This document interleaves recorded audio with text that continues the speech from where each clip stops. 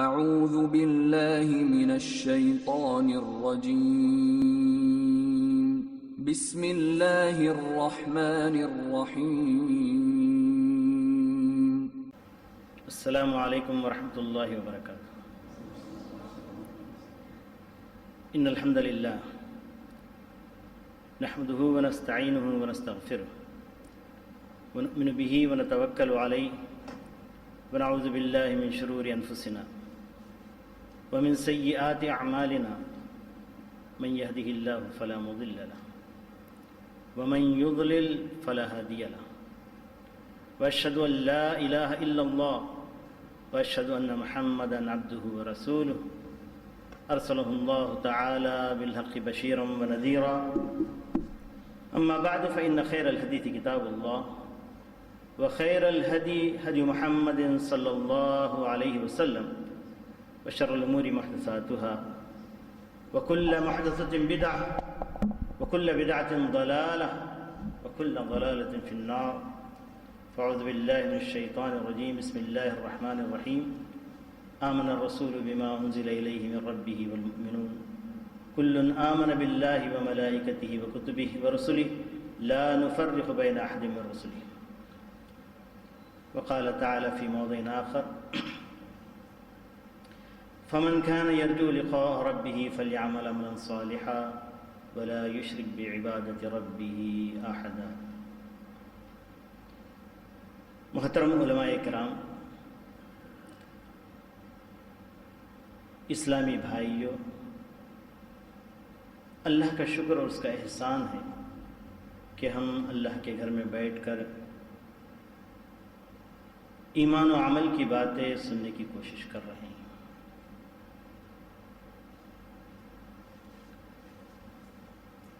مرکز ہدایت کی طرف سے اس موضوع پر کچھ کہنے کا حکم ملا ہے، وہ ہے ایمان اور عمل صالح۔ معزز دوست اور بھائی،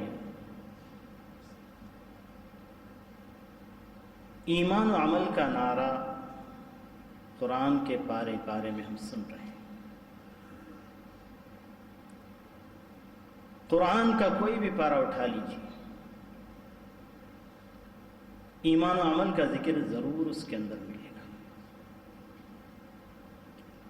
اور بچے بھی گیت گاتے ہیں، قرآن کے پارے پارے میں ایمان و عمل کا نعرہ۔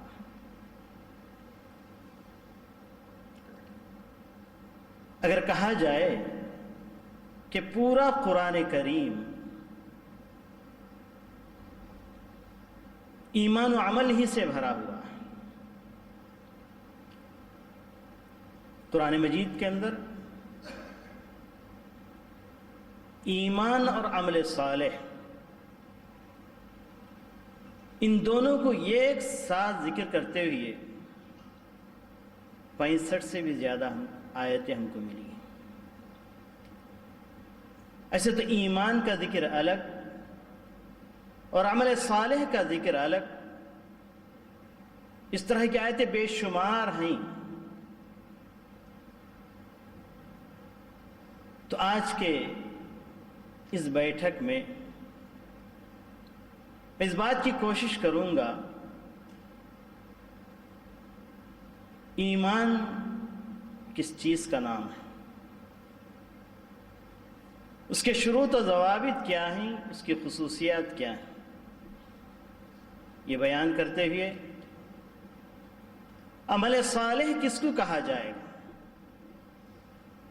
جب ایمان اور عمل صالح دونوں مل جاتے ہیں تو پھر اس کے ثمرات ہماری زندگی میں کیسے مرتب ہوتے ہیں، اس کی طرف اشارہ کروں۔ محترم دوستوں اور بھائیوں،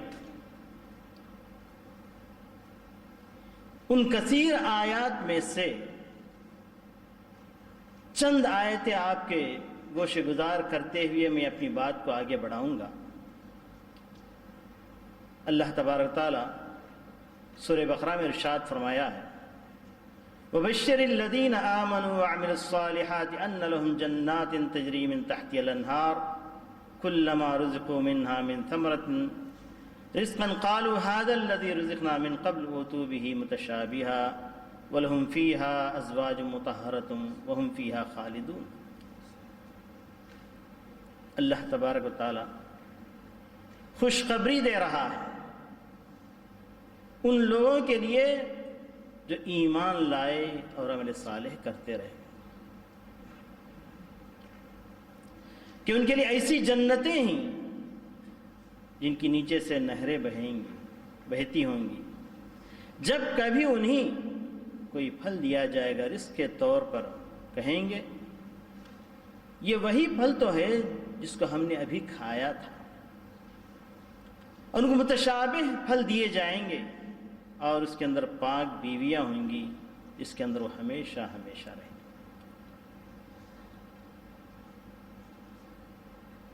آیتوں کی تشریحات کا موقع نہیں ہے، بس اتنا سن لیجئے کہ ایمان اور عمل صالح ہی سے ہمیں جنت ملتی ہے، اور جنت کے اندر نعمتیں ما لا عین رات ولا اذن سمعت ولا خطر بقلب بشر۔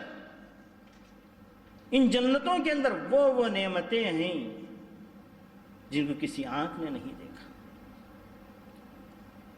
جن کے بارے میں کسی کان نے نہیں سنا، یہاں تک کہ کسی کے دل میں بھی اس کا خیال نہیں۔ اور فرمایا ان الذين آمنوا وعملوا الصالحات واقاموا الصلاة وآتوا الزكاة لهم اجرهم عند ربهم ولا خوف عليهم ولا هم يحزنون۔ بے شک وہ لوگ جو ایمان لائے اور عمل صالح کیے، نماز قائم کی اور زکوٰۃ دیا، ان کے لیے ان کے رب کے پاس اجر ہے اور ان پر کوئی خوف نہیں اور نہ ہی وہ غمزدہ ہوں۔ اس طرح آیتیں اگر ذکر کرتے جائیں تو ہمارے لیے گھنٹوں کے گھنٹے ہی نہیں بلکہ دن کے دن ختم ہو جائیں گے، لیکن باتیں ختم نہیں ہوں گی۔ تو میں اصل موضوع پر آنا چاہتا ہوں۔ قرآن مجید کی چند آیتیں میں نے آپ کے سامنے پیش کی ہے۔ میں چاہتا ہوں کہ وہ باتیں ہر مومن ایمان کے بارے میں جاننے کی ضرورت ہے۔ قرآن مجید اور حدیث کی روشنی میں ایمان و عمل کی باتیں آپ نے بہت سی سنی ہوں گی، لیکن اس کے باوجود آج اگر ہمارا ایمان ویسے ہوتا جیسے ہونا چاہیے، آج اگر ہمارا عمل ویسے ہوتا جیسے ہونا چاہیے، تو اس کے بہترین نتائج بھی ہم اپنے سامنے دیکھتے۔ محترم دوستو اور بھائی، ایمان یقین کا نام ہے۔ یقین کامل، اسی سے اہل سنت والجماعت نے اپنے اسلاف نے ایک ضابطہ بنایا، الایمان والیقین بجمیع ما ورد فی الکتاب والسنہ۔ ایمان و یقین کامل ہو جو کچھ ہمیں قرآن اور سنت کی شکل میں ہمیں ملا ہے، اور ایسا یقین کہ جس کے سامنے ہمارے تجارب اور ہمارے مشاہدات بھی غلط ثابت ہو سکتے ہیں، مگر ہمارے ایمان کے اندر ذرا برابر خلل واقع نہ ہو۔ آج ایمان کی کمی کی بنا پر ہمارے اعمال کا کوئی نتیجہ ہمارے سامنے نظر نہیں آ رہا۔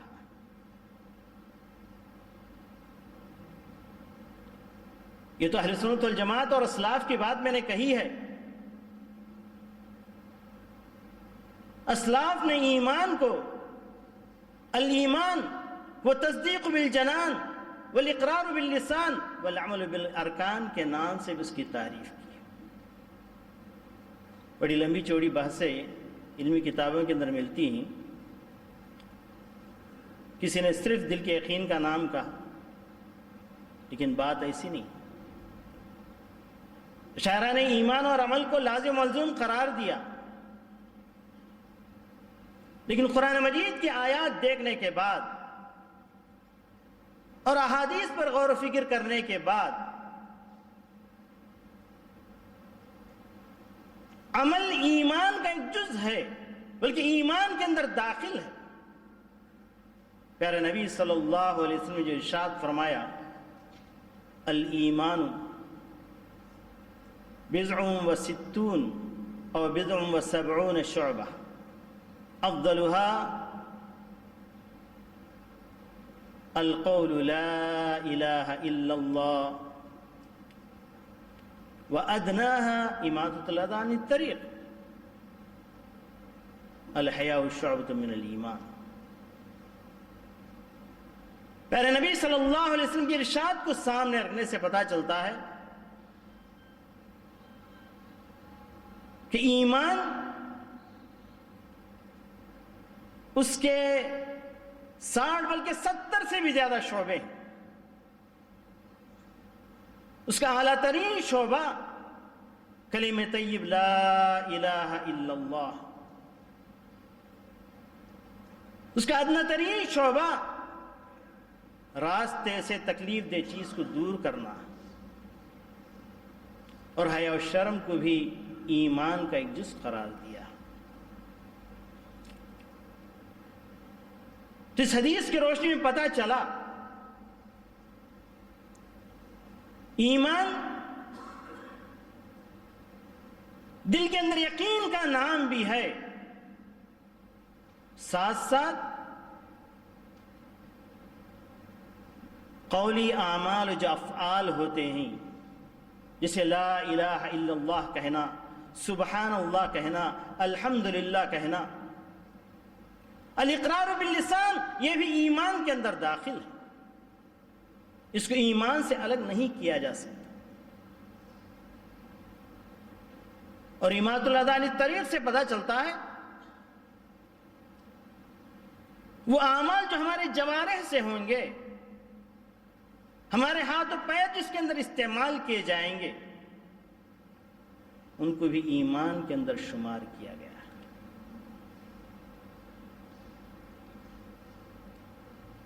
اور اس کو علماء سلف نے ایک اور حدیث سے کوٹ کیا ہے، فرمایا من رأى منکم منکرا فاستطاع ان یغیرہ بیدہ فلیفعل وان لم یستطع فبلسانہ فان لم یستطع فبقلبہ ذلک ضعف الایمان۔ ہمیں کہ کوئی آدمی کوئی برائی دیکھتا ہے، اگر اس کے اندر استطاعت ہو تو اپنے ہاتھ سے اس برائی کو روک دے، اگر ہاتھ سے روک نہیں سکتا تو اپنی زبان سے کہے تاکہ وہ برائی سے رک جائے، اگر اس کی بھی طاقت نہیں تو دل میں برا مانے، ذالک ضعف الایمان۔ اس حدیث کے اندر ایک تو ہاتھ سے روکنے کی بات کہی گئی، عمل بالجوارح ہوا، زبان سے روکنے کی بات کی گئی، الاقرار باللسان ہوا، دل کے اندر برا سمجھنے کی جو بات کہی گئی، التصدیق بالجنان۔ تو اس طریقے سے ہمارا ایمان جیسے جیسے بڑھتا جائے گا، ویسے ویسے ہمارے اعمال کے اندر نکھار آتا جائے گا۔ لیکن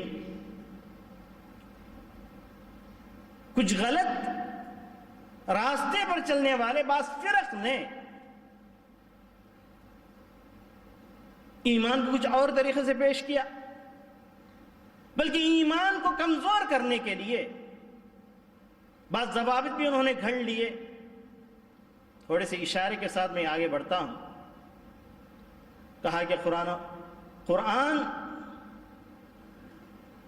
اگرچہ کہ قطعی الثبوت ہے لیکن قطعی الدلالہ نہیں، یہاں اپنے ایمان کو کمزور کر دیا گیا قرآن مجید کے اوپر۔ کہا کہ من جانب اللہ ہونا قرآن مجید کا ہمیں یقین ہے، لیکن اس کے معنی جس چیزوں پر دلالت کرتے ہیں ان کا ہمیں یقین نہیں ہے۔ یہ باتیں مدارس میں پڑھائی گئی، اور احادیث کے بارے میں ائمہ اربعہ نے تو کہا اذا صح الحدیث فهو مذهبی، حدیث صحیح ہو کر آ جائے پورے یقین کے ساتھ اس کے اندر جو بھی بات بتائی گئی اس کو لے لو. اور اس کے اندر بھی ہم نے الحاد کو ظنی قرار دیا. تو میرے عزیز دوست اور بھائی، اللہ کی باتوں پر ذرا تھوڑا تھوڑا کر کے یقین ہمارا کم ہوتا گیا. کبھی پوچھنے لگے کہ اللہ تعالیٰ عرش پر ہے کہ یا نہیں، ہم پوچھنے لگے قبر کا عذاب ہونے والا ہے کہ یا نہیں. ایسی محفل جمی تھی، عذاب قبر کے بارے میں باتیں ہو رہی تھی. یہ شخص اٹھ کر پوچھتا ہے، اور کوئی عامی آدمی نہیں تھے، ریڈیو پروگرام دینے والے، ریڈیو میں درس قرآن دینے والے، اٹھ کر پوچھتے ہیں کہ مولانا کیا قبر کے عذاب کو آپ سچ سمجھتے ہیں؟ میں نے کہا کیوں نہیں، قرآن حدیث کے اندر جو بھی بات آئی ہے ہم اس کے سامنے سر تسلیم خم کرتے ہیں، بات سمجھ میں آئے کہ یا نہ آئے. اگر کوئی بات سمجھ میں نہ آئے تو نتہم عقولنا ولا نتہم نصوصنا کہتے ہیں. بات سمجھ میں آئی تو ٹھیک ہے، مان لیا. بات سمجھ میں بھی نہ آئی، قرآن حدیث کے اندر ہے، اس پر ہم یقین کرتے ہیں. نہ سمجھنے پر ہمارے عقلوں کو متہم ٹھہراتے ہیں، لیکن ہمارے نصوص کو ہم نے کبھی بھی کمزور نہیں کیا. کہا کہ اب تو ظالم ہیں، اللہ کو ظالم سمجھ رہے ہیں. یہ کیسے؟ کہا کہ دیکھو، ایک شخص آج مرا قیامت تک عذاب قبر میں رہے گا اگر اللہ تعالیٰ اس کے لیے عذاب قبر لکھ رکھا ہے. ایک آدمی قیامت سے قریب مرا، فوری طور پر اس کا عذاب ختم ہو جائے گا. سبحان اللہ.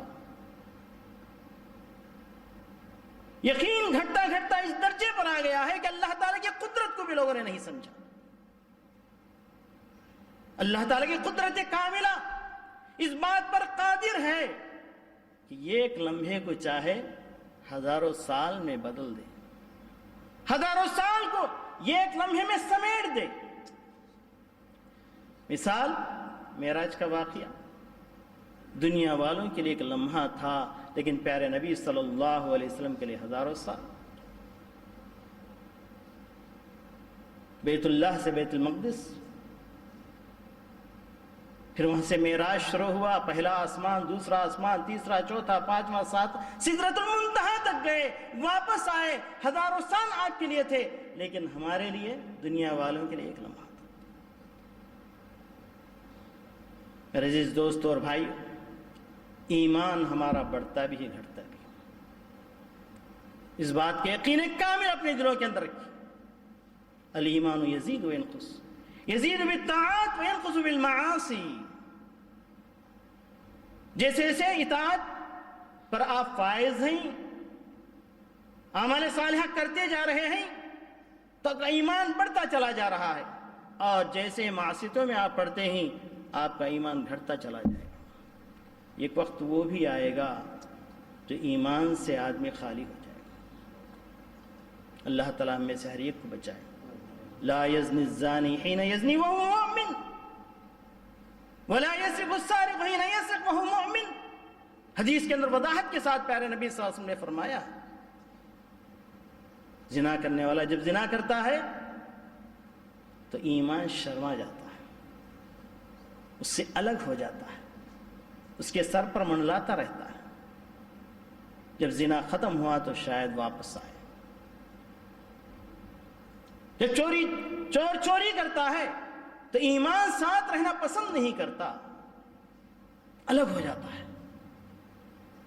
تو عزیز دوست اور بھائی، ایمان کو بچا کر، اس لیے اللہ تبارک تعالیٰ نے ارشاد فرمایا، یا ایھا الذین آمنوا اتقوا اللہ حق تقاتہ ولا تموتن الا وانتم مسلمون. ایمان والا، اللہ سے ڈرو جسے ڈرنے کا حق ہے، اور تمہاری موت نہ آئے مگر کہ اسلام کی حالت میں آئے.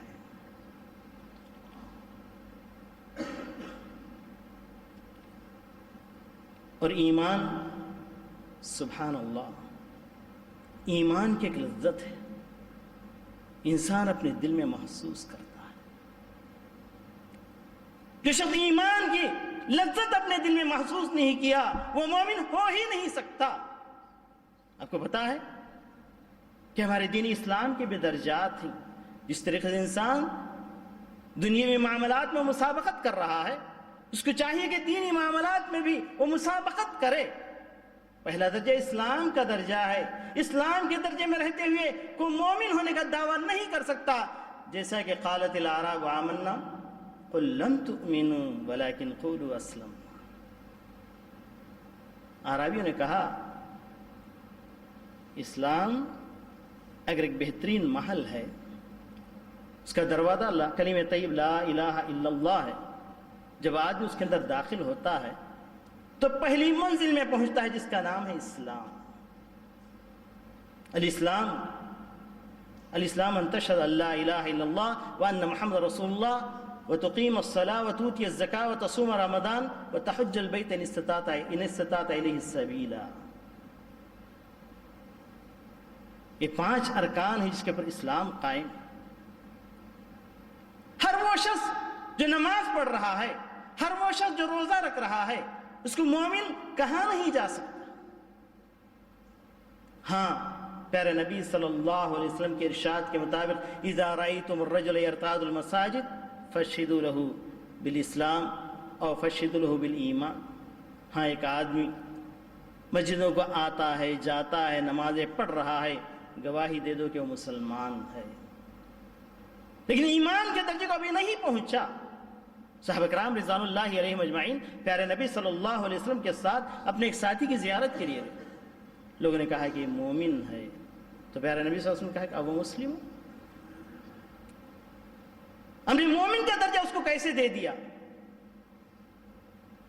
کیا وہ مسلم نہیں؟ کہنے کا مطلب یہ ہے کہ ایمان کا ایک درجہ ہے. اس درجے کو آدمی پہنچ گیا تو وہ لذت اور اس مٹھاس اپنے دل کے اندر محسوس کرتا ہے. ذاق طعم الایمان من رضی باللہ ربا وبالاسلام دینا وبمحمد رسولا. اللہ اکبر. اللہ تعالیٰ ہم میں سے ہر ایک کو مرتبہ عطا فرمائے جس کے اندر ایمان کی مٹھاس اپنی دلوں کے اندر محسوس کرے. ذاق طعم الایمان اس شخص کو ایمان کی مٹھاس مل گئی جو اللہ کو رب ہونے کے ناطے راضی کر لیا, دین اسلام کو اپنا دین ہونے کے ناطے راضی کر لیا اور محمد صلی اللہ علیہ وسلم کو اپنے رسول ہونے کے ناطے راضی ہو گیا. ذاق طعم الایمان. اور اس کے مقابلے میں جن کے دل ایمان سے خالی ہیں ان کے بارے میں قرآن مجید کہتا ہے منافقین جو ایمان سے خالی وَلَا يَأْتُونَ الصَّلَاةَ إِلَّا وَهُمْ كُسَالَىٰ اور کہتا ہے وَلَا يَذْكُرُونَ اللَّهَ إِلَّا قَلِيلًا. اگر آپ کے دل میں ایمان ہے مؤذن حی علی الصلاۃ کا نعرہ لگایا فوراً شوق سے اٹھتے ہیں مسجد کی طرف چلے آتے ہیں اور یہ سمجھتے ہیں کہ پروردگار عالم کا نعرہ ہے, پروردگار عالم کا بلاوا ہے, مجھے پروردگار عالم کے محل میں ہمیں جانا ہے, مجھے جانا ہے. اور یہ دعا پڑھتے ہوئے نکلتے ہیں اللہم اجعل فی قلبی نورا وفی بصری نورا ومن خلفی نورا ومن امامی نورا وعن یمین نورا وعن شمال نورا واجعلنی نورا. اے پروردگار عالم تیرا بلاوا آیا ہے, میں نکل پڑا ہوں, مجھے نور ہی نور بنا دے, میری زبان میں نور اور میرے جسم میں نور اور میرے دائیں بائیں آگے پیچھے مجھے نور ہی نور کر دے. یہ کب ہوگا؟ جب ایمان کی لذت دل کے اندر ہو. آپ کو نیکی کرتے ہوئے مزہ نہیں آ رہا ہے, نیکی کرتے ہوئے سستی معلوم ہو رہی ہے, نیکی کرتے ہوئے بڑا گرا طبیعت کے اوپر وہ چیز گزر رہی ہے تو سمجھیے کہ آپ کا ایمان مکمل نہیں. اللہ اکبر. ایمان ایک ایسی قوت ہے جسمانی قوت اس کے سامنے کچھ بھی نہیں. اللہ تبارک و تعالیٰ قرآن مجید میں سورہ توبہ کے اندر جب مجاہدین کا ذکر کیا تو یہ ایک مرد مومن 10 کا مقابلہ کر سکتا ہے، یہ ایک مرد مومن 20 کا مقابلہ کر سکتا ہے۔ ایمان، اور جب ایمان سبحان اللہ انسان کے اندر کامل ہو جاتا ہے تو بڑی سی بڑی مصیبت کے اندر بھی وہ لذت محسوس کرنے لگتا ہے۔ تو یاد کیجئے حضرت بلال حبشی کا ایمان، اللہ اکبر، انگاروں پر لٹایا جا رہا ہے، پتھریلی زمین، گرم ریتیلی زمین پر کھینچا جا رہا ہے، لیکن احد کے علاوہ کچھ نہیں کرتا۔ ذرا یاد کیجئے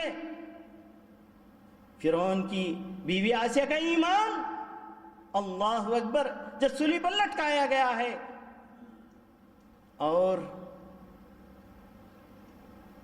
یہ ایک میخ ٹھوکا جا رہا ہے، کیلے ٹھوکے جا رہے ہیں، مسکرا رہی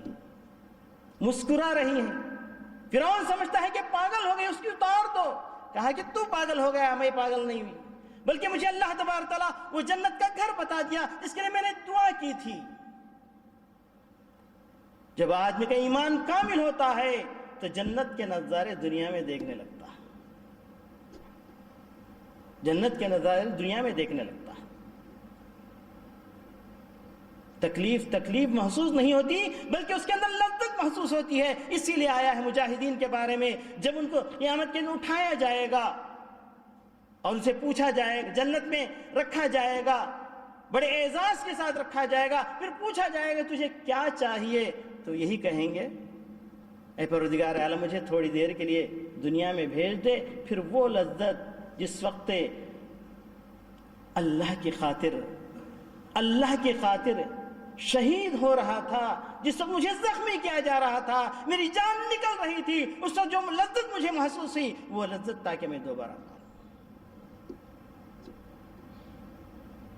ایمان کو بڑھاوا دیجیے،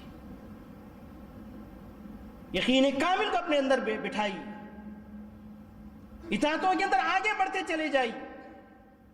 میرے عزیز دوست اور بھائی، ذرا سا عمل صالح کے بارے میں چند باتیں کرتے ہوئے ان دونوں کے ثمرات کی طرف میں آتا ہوں۔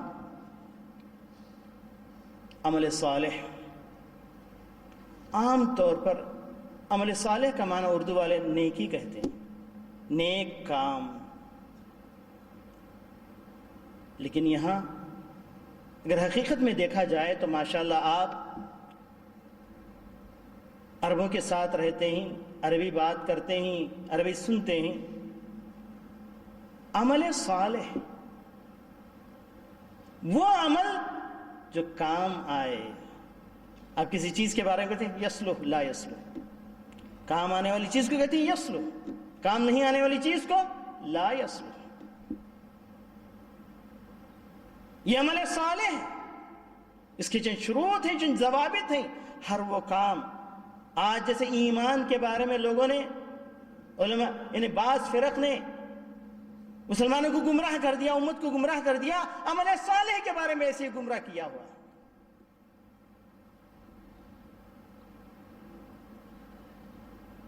جو بھی اپنے بڑوں سے، اپنے پیروں سے، اپنے بزرگوں سے جو عمل آتا ہے اس کو عمل صالح سمجھا جاتا ہے۔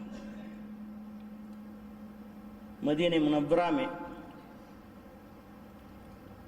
ایک دجال قسم کا شخص آیا تھا، لوگوں کو عجیب غریب باتیں بتا رہا تھا۔ میں نے بھی مجھ سے کہا گیا کہ آخر یہ کون ہے، کیا ہے، ذرا سا معلوم کیجیے۔ چنانچہ میں اس کا ہو گیا، میں نے کہا کہ چلو تمہارا میں مرید بننا چاہتا ہوں، آپ سے بیعت ہونا چاہتا ہوں۔ اس کے بعد جب اس کے ساتھ ساتھ چلا، اس کی حقیقت معلوم کرنے کے لیے پتہ چلا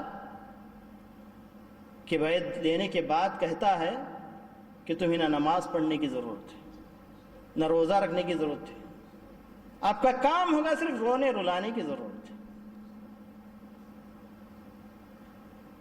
اس نے ایک تسبیح دی اور کہا کہ درود خضری پڑھتے جاؤ، روتے جاؤ، رلاتے جاؤ۔ بعض جو ساتھی تھے انہوں نے کہا کہ اللہ تعالیٰ نے تو عبادت کے لیے پیدا کیا ہے، تو اس نے وہاں ایک شعر پڑھ دیا، کہا کہ درد دل کے واسطے پیدا کیا انسان کو، ورنہ کچھ کم نہ تھے کر روں بیاں، یہ کہتے ہوئے کہا کہ دیکھو صرف رونے رلانے کے لیے اللہ تعالیٰ نے انسان کو پیدا کیا۔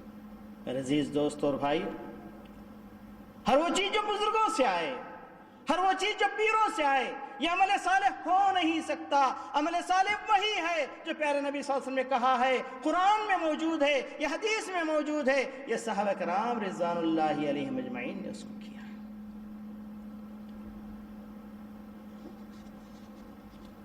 عمل صالح کے دو شرائط بتائے جاتے ہیں، ضوابط میں سے بعضوں نے 3 ضوابط بتائے ہیں۔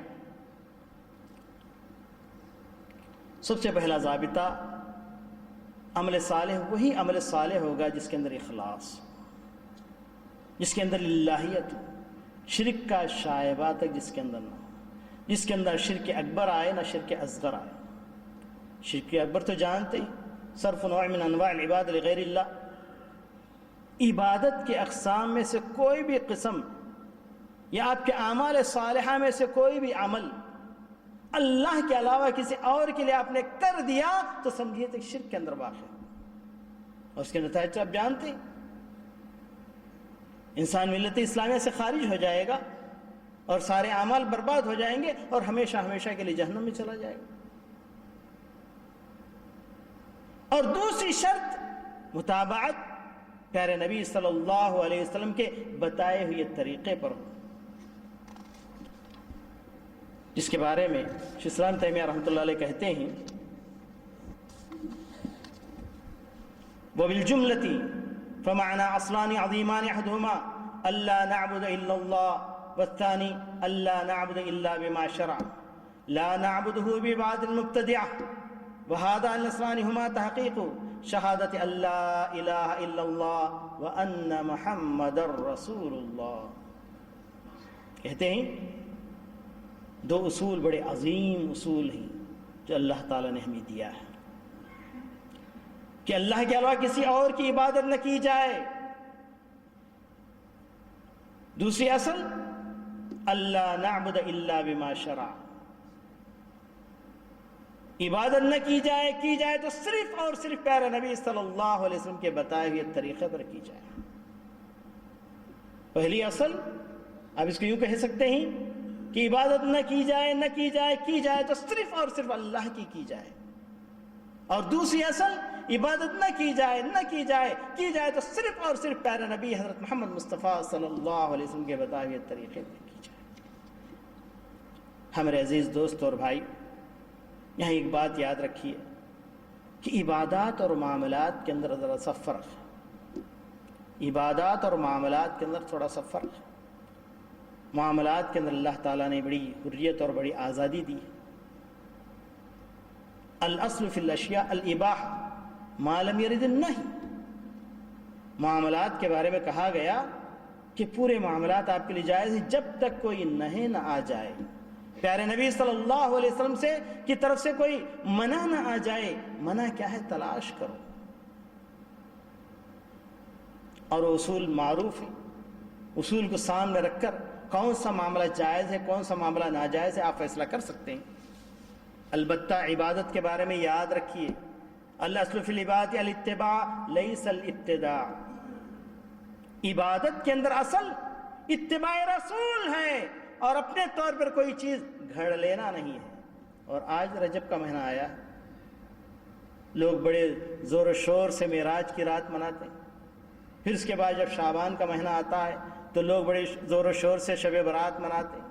پتہ نہیں ایسی کتنی راتیں اور کتنی عیدیں لوگوں نے اپنے طور پر گھڑ لی ہے۔ دیکھیں یعنی من احدث فی امرنا ھذا ما لیس منہ فہو رد، یہ پیارے نبی صلی اللہ علیہ وسلم نے ارشاد فرمایا ہے، جیسا کہ میں عائشہ بیان فرماتی ہیں، پیارے نبی صلی اللہ علیہ وسلم نے کہا کہ کوئی شخص اپنے اس دین کے اندر، اللہ کی عبادت کے اندر اپنے طور پر کوئی نیا طریقہ ایجاد کرتا ہے تو اللہ تبارک تعالیٰ اس عبادت کو مردود قرار دے گا۔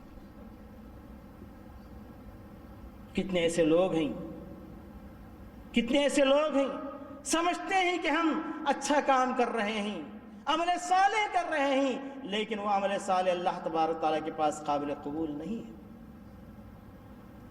اور چاہے تو اس معاملے کو لے جا کر آپ اس حدیث سے جوڑیے، قیامت کے دن پیارے نبی صلی اللہ علیہ وسلم اپنی امت کو پہچانیں گے، غر المحجلین ہوں گے، ان کے 5 اعضاء چمکتے ہوئے ہوں گے وضو کے اعضاء، اس کے باوجود حکم ہوگا کہ ان کو پیالہ نہ پلاؤ۔ اللہ اکبر! وہ کیسے محروم لوگ ہوں گے جو قیامت کے اٹھائے جائیں گے، نمازیں پڑھے ہوئے ہوں گے، پنچکلیاں ان کی چمکتی ہوئی ہوں گی، اس کے باوجود کہا جائے گا انہیں پانی نہ پلاؤ، انہیں پیالہ نہ دو۔ سخت پیارے نبی صلی اللہ علیہ وسلم فرمائیں گے سحقاً سحقاً لمن غیر دینی بعدی وبعداً بعداً لمن بدل دینی۔ آج لوگوں نے دین کو بدل ڈالا، آج لوگوں نے عبادتوں کو بدل ڈالا۔ میرے عزیز دوست اور بھائیو، جب تک عبادت قرآن مجید کے اندر نہ تلاش کر لو، جب تک حدیث پاک کے اندر تلاش نہ کر لو، جب تک پیارے نبی صلی اللہ علیہ وسلم نے اس کے اوپر عمل کیا یا نہ کیا یہ نہ دیکھ لو، اسی طریقے سے صحابہ کرام رضوان اللہ علیہم اجمعین نے اس کے اوپر عمل کیا ہے یا نہ کیا ہے، اس کو نہ دیکھ لو، اس وقت تک اس کو عبادت نہ سمجھے۔ یہ ضوابط ہیں۔ اللہ تبارک تعالیٰ یرید اللہ بکم اليسر ولا یرید بکم العسر وما جعل علیکم فی الدین من حرج فإن المشروع المأمور به الذي يحبه الله ورسوله۔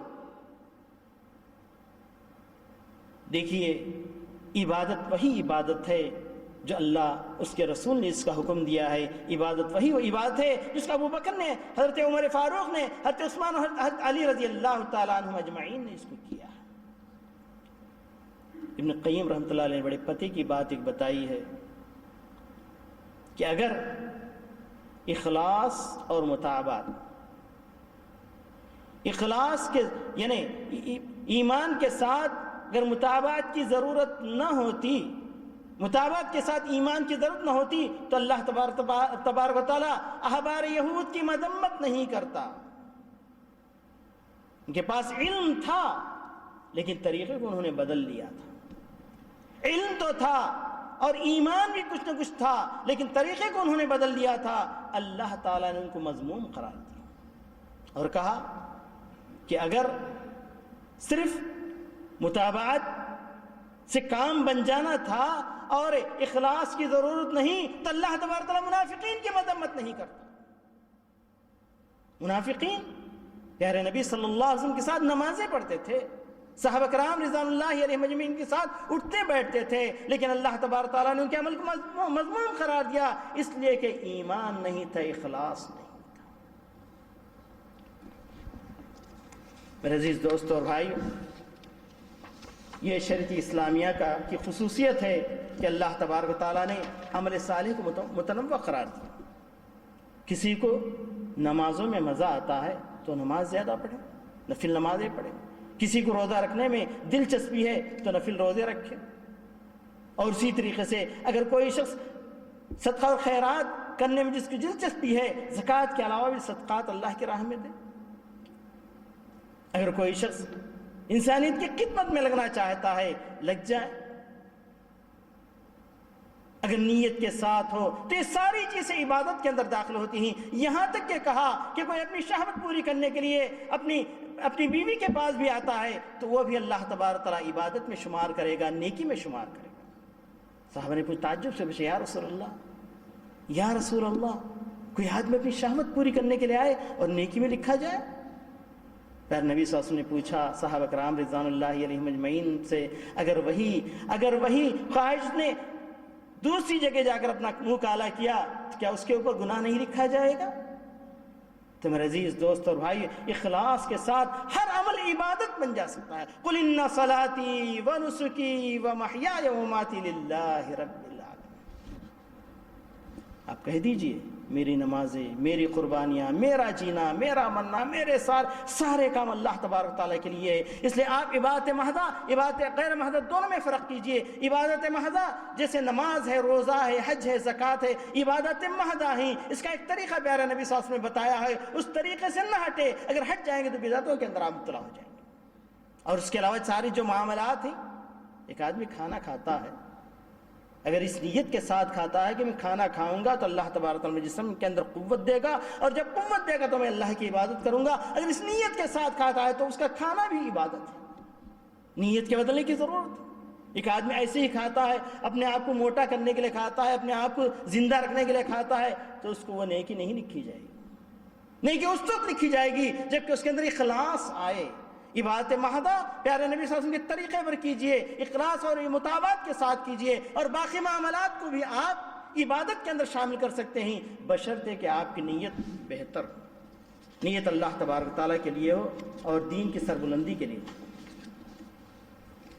میرے عزیز دوستو اور بھائیو، ایمان جب کامل ہو جائے، اور ایمان ویسا ایمان ہو جائے جیسے صحابہ کرام رضوان اللہ علیہم اجمعین کا ایمان تھا.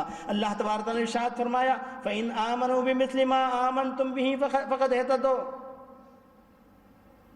یہ یہود و نصارہ ایمان ویسا ایمان لے آئے جیسے صحابہ کرام رضوان اللہ علیہم اجمعین کا ایمان تھا تو ہدایت پائے. آج اللہ پر ایمان رکھنا ہے آپ کو تو ویسا ایمان رکھیے جیسے صحابہ کا ایمان تھا. صحابہ کا ایمان یہ تھا کہ اللہ تبارک تعالیٰ مستوین علی العرش، اللہ تبارک و تعالیٰ کے بارے میں مستوین علی العرش بائن عن خلقہ فوق کل شیء.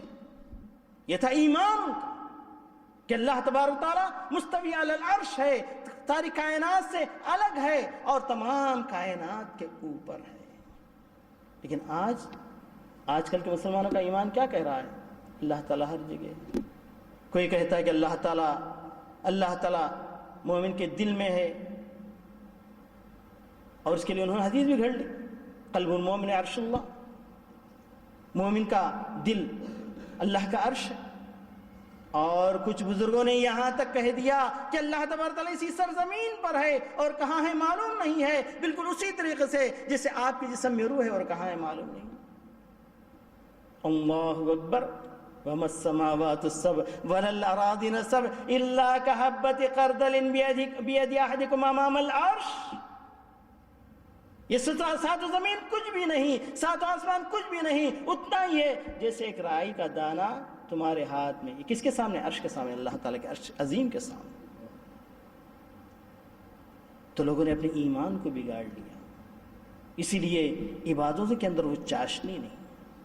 میرے عزیز دوستو اور بھائیو، ایمان اگر صحیح ہو جائے تو اس کے لیے اللہ تبارک تعالیٰ بشارتیں دے گا جنتیں کی. اللہ تبارک تعالیٰ اس لیے بشارت دے گا کہ تمہارے اوپر کوئی خوف نہیں ہے، تمہارے لیے کوئی غم نہیں ہے. اللہ تعالیٰ بشارت دے گا کہ تمہارے لیے جنت ہے. اللہ تبارک تعالیٰ بشارت دے گا کہ تمہیں پورا عمل دیا جائے گا. اللہ تعالیٰ بشارت دے گا کہ تمہیں یعنی تمہارے یعنی عمل کے بدلے کے ساتھ اور زیادہ بھی دیا جائے گا. اور اللہ تبارک تعالیٰ بشارت دے گا کہ تمہیں ہدایت مل جائے گی. اللہ تبارک تعالیٰ بشارت دے گا تم شکر گزار بندے بن جاؤ گے، صبر والے بن جاؤ گے. اللہ تبارک تعالیٰ بشارت دے گا کہ تمہیں بہترین بدلہ دیا جائے گا. تو بہرحال قرآن مجید کی آیتیں آپ پڑھتے جائیے اور اس کے اندر ایمان اور عمل صالح کے بہترین ثمرات کہاں ہیں تلاش کرتے جائیے. انشاءاللہ ضرور آپ کو فائدہ ہوگا. اور آخر میں کہوں گا کہ آپ ایمان اور عمل صالح کرتے ہوئے آپس میں مسابقت کیجیے، کیونکہ آپ اسلام کے درجے پر ہیں تو ایمان کے درجے میں پہنچنے کی کوشش کیجیے. ایمان کے درجے میں ہیں تو آپ احسان کے درجے میں پہنچنے کی کوشش کیجیے. اس بارے میں حدیث قدسی ہے، اللہ تبارک و تعالیٰ ارشاد فرماتا ہے وَمَا تَقَرَّبَ إِلَيَّ عَبْدِي بِشَيْءٍ أَحَبَّ إِلَيَّ مِمَّا افْتَرَضْتُهُ عَلَيْهِ مَنْ عَادَى لِي وَلِيًّا فَقَدْ آذَنْتُهُ بِالْحَرْبِ وما زال العبد يتقرب إلي بالنوافل حتى أكون سمعه الذي يسمع به وبصره الذي يبصر به ويده التي يبطش بها ورجله التي يمشي بها وإذا سألني لأعطينه واستعاذني لأعيذنه. اللہ اکبر. یہ احسان کا مقام ہے، ایمان سے بڑھ کر احسان کا مقام ہے. ہر بندہ اس تک پہنچ سکتا ہے بشرطے کہ حدیث قدسی جو بتائی گئی اس کے اوپر عمل کرے. اللہ تبارک ارشاد فرماتا ہے من عادى لي وليا، جو شخص احسان کے درجے پر پہنچ جاتا ہے وہ میرا دوست بن جاتا ہے. اگر اس سے کوئی دشمنی کرتا ہے تو اس کے خلاف میں جنگ کا اعلان کرتا ہوں. اللہ، یہ مرتبہ کب حاصل ہوگا؟ آپ کا ایمان صحیح ویسا ایمان ہو جیسے صحابہ کا ایمان تھا، آپ کا عمل ویسا ایمان ہو جیسے حضرت ابوبکر حضرت عمر کا ایمان. پھر فرمایا بندہ میرے قریب ہونا چاہتا ہے تو اس سے بہتر کوئی راستہ نہیں کہ جو کچھ فرائض ہم نے اس کے اوپر عائد کیے ہیں ان فرائض کے انجام نہیں کرے. پھر اس کے بعد فرمایا وما یزال عبدی یتقرب الی، پھر اس کے بعد بندہ اور بھی اللہ تبارک تعالیٰ کے قریب پہنچنا چاہتا ہے تو اس کے لیے ضروری ہے وما یزال عبدی یتقرب الی بالنوافل، نوافل کی پیروی شروع کر. آپ فرض نمازیں پڑھتے ہیں تو رات میں اٹھ کر تہجد پڑھیے. آپ فرض روزے رمضان میں رکھتے ہیں تو پیر اور اتوار باقی دنوں میں بھی روزے رکھیے، یا ایام 20 کے روزے رکھیے. لا ولا وما زال عبدی یتقرب الی بالنوافل. اللہ تبارک تعالیٰ کہتا ہے اس طریقے سے صحیح ایمان کے ساتھ عمل کرتے ہوئے اب آگے بڑھیں گے تو اللہ تبارک تعالیٰ حتی احبہ، میں اس کو پسند کر لیتا ہوں. جب میں اس کو پسند کرتا ہوں تو میں اس کے آنکھ بن جاتا ہوں جس سے وہ دیکھتا ہے، میں اس کے کان بن جاتا ہوں جس سے وہ سنتا ہے، میں اس کے ہاتھ بن جاتا ہوں جس سے وہ پکڑتا ہے، جس کے میں پیر بن جاتا ہوں جس سے وہ چلتا ہے. مطلب یہ کہ آنکھ میرے حوالے ہو جاتی ہے، اللہ اکبر، اس کے کان میرے حوالے ہو جاتے ہیں. اس کے بعد بندہ اس پوزیشن پر، اس مقام پر پہنچتا ہے تو وہی چیز دیکھتا ہے جس کو دیکھنے کے لیے میں نے کہا ہے، وہی چیز سنتا ہے جس کو سننے کے لیے میں نے کہا ہے، اور اسی چیز کو اپنے ہاتھ میں لیتا ہے جس کو میں نے پکڑنے کے لیے کہا ہے، اور اسی چیز کی طرف جاتا ہے جہاں جانے کا کہ میں نے حکم دیا ہے یا جس کی میں نے اجازت دی. یہ مقام حاصل ہو جاتا ہے وَإِذَا سَأَلَنِي لَأُوتِيَنَّهُ. ہم تو مائل بکرم ہیں، کوئی سائل ہی نہیں. اب ہم نے آپ کو سب بنا کر دیکھی، بتا کر دیکھی. پھر اس کے بعد بندہ اللہ تبارک تعالیٰ سے سوال کرتا ہے تو اللہ تعالیٰ کہتا ہے میں اس کو دے کر رہتا ہوں. اگر وہ پناہ چاہتا ہے تو میں اس کو ضرور پناہ دیتا ہوں. آج امن ختم ہو رہا ہے، خوف و ہراس لوگوں کے دلوں میں آ گیا ہے. آخر کیوں؟ اس لیے کہ ہم اس مرتبے پر نہیں پہنچے جس مرتبے کو اللہ تبارک تعالیٰ ہم سے چاہتا ہے. اللہ اکبر. آخر میں شیخ ابن تیمیہ رحمۃ اللہ علیہ کی یہ ایک بات کہہ کر میں اپنی بات کو ختم کرتا ہوں. اللہ اکبر. یہ وہ لوگ تھے جن کے دلوں میں ایمان تازہ تھا. یہ وہ لوگ تھے عمل صالح ویسے ہی کرتے تھے جیسے صحابہ کرام کیا کرتے تھے. کہا کہ میرے دل میں میری جنت ہے، جنتی فی صدری. دشمنوں کو للکار کر کہا جنتی فی صدری ماذا یفعل بی اعدائی. میرے دشمن مجھے کیا کر سکتے ہیں؟ میرے دل میں کتاب و سنت ہے، میری جنت میرے دل میں ہے. وَإِذَا نَفَوْنِي وَإِذَا نَفَوْنِي فَنُسْفِي سِيَاحًا. اگر مجھے شہر بدر کر دے، مجھے یہاں سے نکال دے تو میں سیاحت سمجھوں گا، اللہ کی راہ میں ہجرت کر کے چلا جاؤں گا. وَإِنْ حَبَسُونِي فَحَبَسِي خَلْوَةً. اگر مجھے یہ لوگ بند کر دے تو میں بند کمرے میں اللہ تبارک تعالیٰ کے ساتھ اپنا تعلق جوڑ لوں گا اور بہترین قسم کی خلوت مجھے نصیب ہو جائے گی. اللہ اکبر. وَإِنْ قَتَلُونِي. اگر یہ لوگ مجھے قتل کر دے، قتلی شہادہ، مجھے شہادت مل جائے گی. اللہ اکبر. اس لیے ابن تیمیہ رحمۃ اللہ نے کہا کہ جو شخص دنیا میں جنت نہیں دے گا وہ آخرت کی جنت پا نہیں سکتا. ایمان، قوت ایمان اور عمل صالح، یہ دونوں اپنی اصل حالت پر لوٹ کر آئے تو اللہ اکبر دنیا ہی میں انشراح صدر ہوتا ہے، اللہ تعالیٰ کا دوست بن جاتا ہے. دنیا ہی کے اندر وہ جنت دیکھ لیتا ہے اور اس کا دل قلب مطمئنہ بن جاتا ہے. پھر اس کو بار بار آواز آتی ہے یا ایتھا النفس المطمئنہ ارجعی الی ربک راضیۃ مرضیہ. اللہ تبارک تعالیٰ ہمیں ہر شر سے بچائے. اللہ تبارک تعالیٰ ہمارے ایمان کو ویسا ایمان بنائے جیسے صحابہ کرام رضوان اللہ علیہم اجمعین کا ایمان تھا. اللہ تبارک تعالیٰ ہمارے عمل کی اصلاح فرمائے تاکہ اس عمل کے ذریعے ہم جنت الفردوس حاصل کر سکے. اللہ تبارک تعالیٰ جب تک ہمیں دنیا میں رکھے امن و امان کے ساتھ رکھے، اور جب کبھی ہماری موت آئے ہماری زبانوں پر کلمہ طیبہ لا الہ الا اللہ محمد رسول اللہ ہو، اور جہاں نفس نفسی کا عالم ہوگا میدان محشر میں پیارے نبی حضرت محمد مصطفیٰ صلی اللہ علیہ وسلم کی سفارش ہمیں نصیب فرمائے. اور اللہ تبارک تعالیٰ جنت و جہنم کا فیصلہ فرمائے تو اپنی رحمتوں سے جنت الفردوس ہمیں عطا فرمائے. وآخر دعوانا ان الحمد للہ رب العالمین. السلام علیکم ورحمۃ اللہ. بھائیوں، ہم ڈاکٹر صاحب سے ابھی ایمان اور عمل سے متعلق ایمان افروز گفتگو سن رہے تھے، اور ایک چیز آپ نے محسوس کی ہوگی کہ انہوں نے یہ بتایا کہ جب انسان کا ایمان بڑھتا ہے، بہت اچھی بات کہی، بہت اچھی لگی. جسمانی قوت نہیں بلکہ ایمانی قوت جب اس کی بڑھتی ہے تو اللہ تعالیٰ نے اس کا یہ ذکر کیا ہے کہ ان یکم منکم 20 صابرون یغلبوا 200، تم میں سے اگر 20 ہوں گے تو 200 جو بڑے بڑے بہادر ہوں ان پہ یہ غالب آ جائیں گے۔ یہ قوت ہے، ایمانی قوت ہے۔